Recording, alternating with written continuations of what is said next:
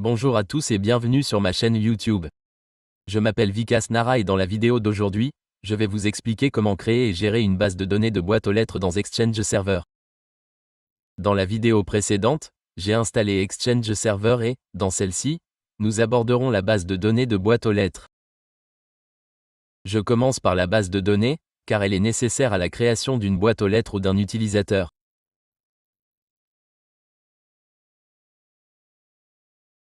Je vais donc vous montrer comment la créer et la gérer.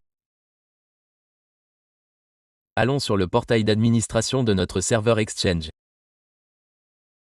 Je vais vous guider étape par étape. Voici à quoi ressemble le centre d'administration. Ici, notre utilisateur administrateur est connecté en tant qu'administrateur. Très bien, j'ai configuré cela dans la vidéo précédente. Voici son URL, localhost, cp. Une fois arrivé ici, je vais également vous montrer comment vous déconnecter.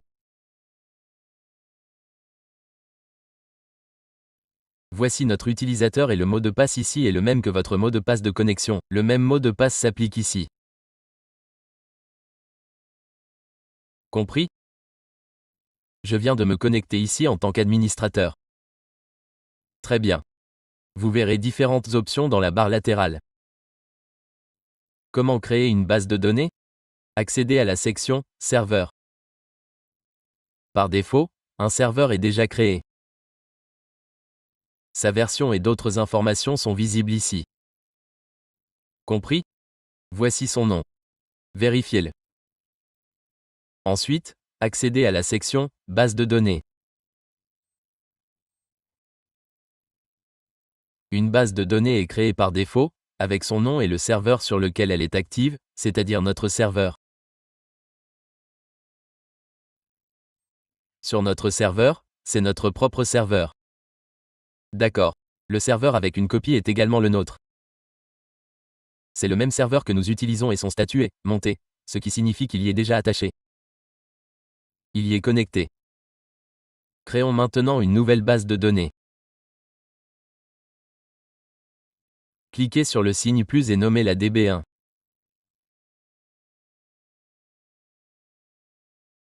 J'ai créé DB1. J'ai nommé ma base de données DB1, puis j'ai sélectionné le serveur ici. Il n'y a qu'un seul serveur disponible. Je l'ai sélectionné.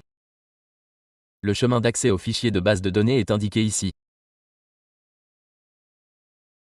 Votre base de données sera stockée à cet emplacement. Les données seront stockées ici. Dans quel fichier est-il stocké? Ce fichier a une extension. C'est là que la base de données est stockée. Compris? Par exemple, vous avez peut-être utilisé mes anciens fichiers MySQL ou DB. Les bases de données ont des extensions de fichiers différentes. Son extension est EDB. D'accord, le chemin du dossier des journaux est également indiqué ici. Il est presque identique. Voici le chemin. Vous pouvez le modifier maintenant si vous le souhaitez. Vous ne pourrez pas le modifier ultérieurement depuis le panneau. D'accord. Voulez-vous le monter maintenant ou le laisser démonter? Si vous le laissez démonter, vous pouvez le monter ultérieurement ou le vérifier maintenant, il sera monté lors de l'enregistrement.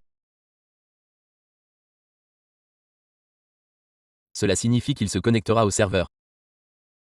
Vous pouvez également le monter après l'avoir créé. Compris?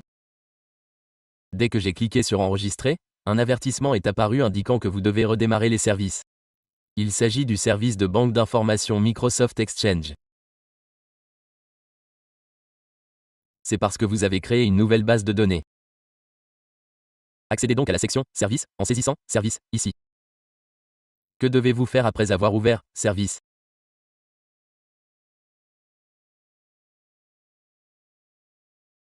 Comme indiqué dans l'avertissement, vous devez redémarrer le service de banque d'informations Microsoft Exchange, et non le serveur Exchange dans son intégralité. Faites défiler la page jusqu'à la banque d'informations Microsoft Exchange et redémarrez-la.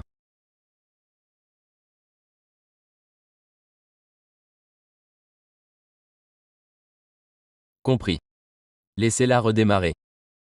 Elle a redémarré. Je vais la réduire. Très bien. Je vais maintenant vous montrer le dossier où est stockée notre base de données. Je vais naviguer ici, accéder à Programme File. Accéder au dossier Microsoft et cliquer sur Exchange Server. Ensuite, accéder à V15. Vous trouverez ici un dossier appelé « Boîte aux lettres ». Vous devez vous rendre ici. Il s'agit du dossier de base de données par défaut, créé automatiquement. Voici son dossier. Voici celui que je viens de créer pour DB1. Je vais l'ouvrir. Regardez ici. C'est ici. Notre base de données sera stockée. C'est grâce à DB1. Très bien.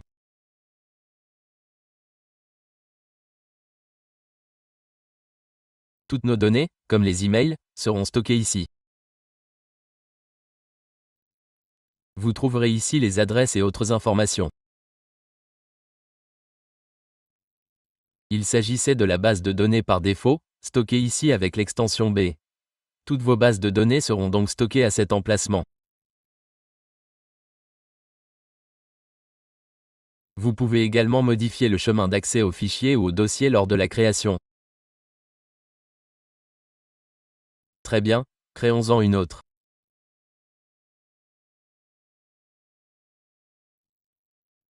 Je vais la nommer DB2, car je n'ai qu'un seul serveur.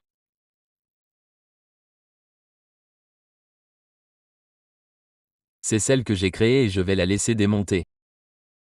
Je clique d'abord sur « Enregistrer ». On me demande de redémarrer. Je vais donc la redémarrer aussi. Très bien. J'ai lancé le redémarrage.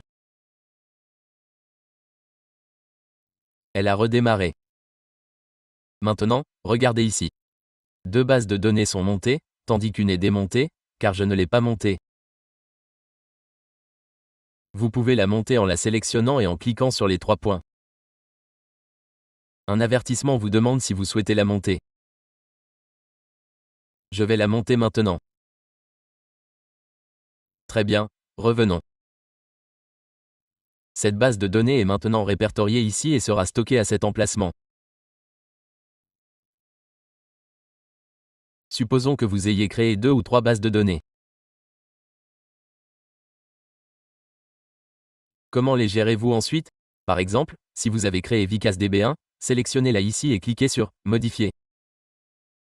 Pour la supprimer, cliquez simplement sur le bouton « Supprimer ».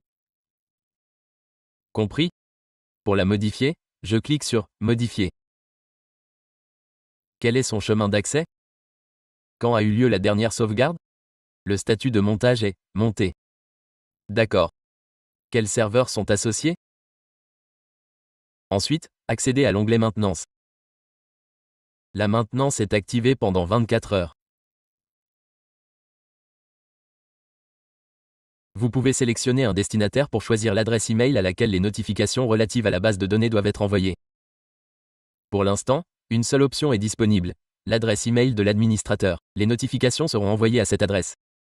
Par exemple, si vous avez un email relatif à la maintenance, vous pouvez choisir où l'envoyer. Si vous avez plusieurs adresses email, comme celle de l'administrateur ou du support, vous pouvez sélectionner ces 2 adresses. D'accord. Ensuite, passons à l'onglet Limite. Le stockage par défaut est de 2 gigaoctets, mais vous pouvez le définir sur « Illimité » pour un stockage de base de données sans restriction. Vous pouvez également définir une limite spécifique, comme 2 gigaoctets, 3 gigaoctets ou 4 gigaoctets.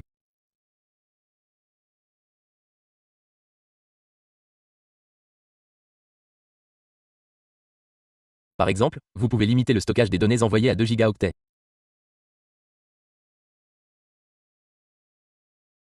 La taille de la base de données ou des emails reçus peut être fixée à 3 gigaoctets ou 4 gigaoctets.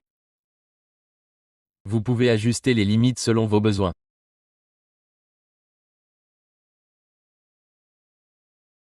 Si un élément est supprimé de la base de données, vous pouvez le récupérer sous 14 jours par défaut. Vous pouvez prolonger ce délai à 20 ou 30 jours si nécessaire.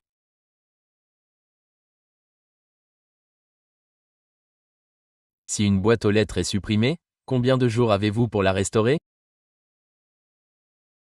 Vous pouvez également définir ces limites ici. Compris? La première option s'applique aux éléments ou messages individuels supprimés. La seconde permet de récupérer une boîte aux lettres supprimée. Vous pouvez définir la période de récupération ici. OK. Ensuite, cliquez sur Enregistrer et OK. Vous disposez maintenant de 3 bases de données. Vous pouvez en créer d'autres, les démonter ou les monter selon vos besoins. C'est tout pour cette vidéo.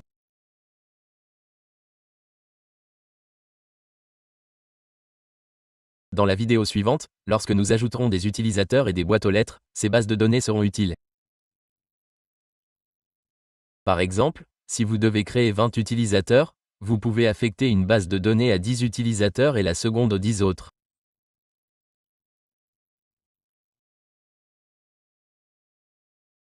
Ainsi, vos bases de données restent distinctes.